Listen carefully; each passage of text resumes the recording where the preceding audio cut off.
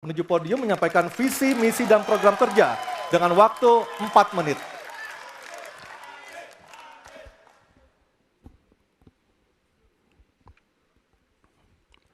Assalamualaikum warahmatullahi wabarakatuh. Selamat malam dan salam sejahtera untuk semuanya.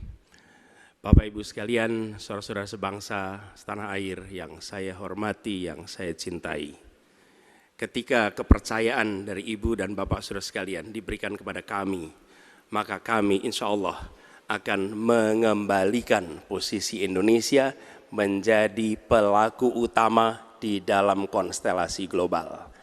Indonesia tidak hadir sebagai penonton, tapi Indonesia hadir sebagai penentu arah perdamaian, kemakmuran bagi seluruh bangsa di level global maupun di level regional. Kami merencanakan bagaimana kekuatan Indonesia, kekuatan kebudayaan, kekuatan kesenian, kekuatan ekonomi ikut mewarnai kancah dunia.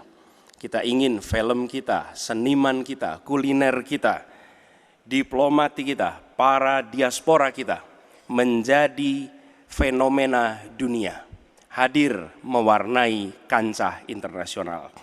Kita menginginkan dengan cara seperti itu, maka apa yang kita kerjakan di level dunia membuat Indonesia bisa menjadi tuan rumah di negeri sendiri sekaligus tamu mempesona di negeri orang.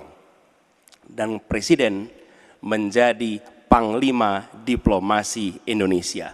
Bukan hanya hadir dalam forum-forum, tapi hadir mewarnai, hadir serius memperjuangkan amanat, termasuk amanat terpenting, menghapuskan penjajahan di muka bumi. Bukan sekedar statement dalam upacara, tapi Presiden dan seluruh jajaran diplomasi bekerja keras untuk itu, khususnya untuk Palestina.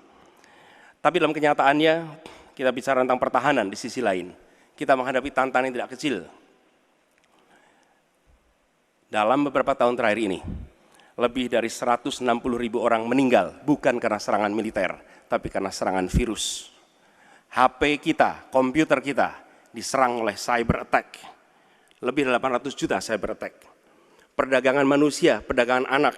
Bagaimana perempuan, anak-anak menjadi korban, lebih dari 3.000 orang. Dan narkoba menyerbu Indonesia. 4,8 juta orang terpapar narkoba. Keluarga-keluarga kita menderita karena narkoba ini. Dan itu pedih sekali. Itu tingkat keluarga. Pencurian ikan, pencurian pasir, itu menandakan bahwa kita kebobolan. Dan lebih jauh lagi, ironisnya, Kementerian Pertahanan menjadi kementerian yang dibobol oleh hacker di 2023. Sebuah ironi, karena itu kita ingin mengembalikan.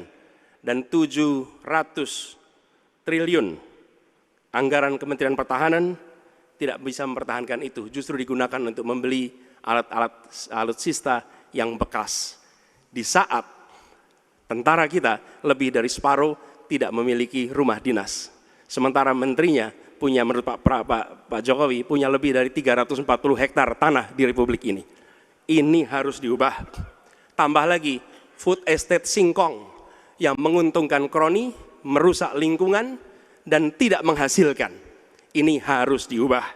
Kami akan memulai dengan kepemimpinan yang menjunjung tinggi etika, kepemimpinan yang mengandalkan data, informasi, kapasitas yang serius. Kita ingin Republik ini berperan di level global, dijaga secara serius untuk rumah tangga, untuk nasional, sehingga kewibawaan kita adalah kewibawaan berdasarkan kekuatan. Untuk itu kita butuh perubahan. Terima kasih. Assalamualaikum warahmatullahi wabarakatuh. Baik, terima kasih Bapak Anies Baswedan, dipersilakan kembali ke tempat.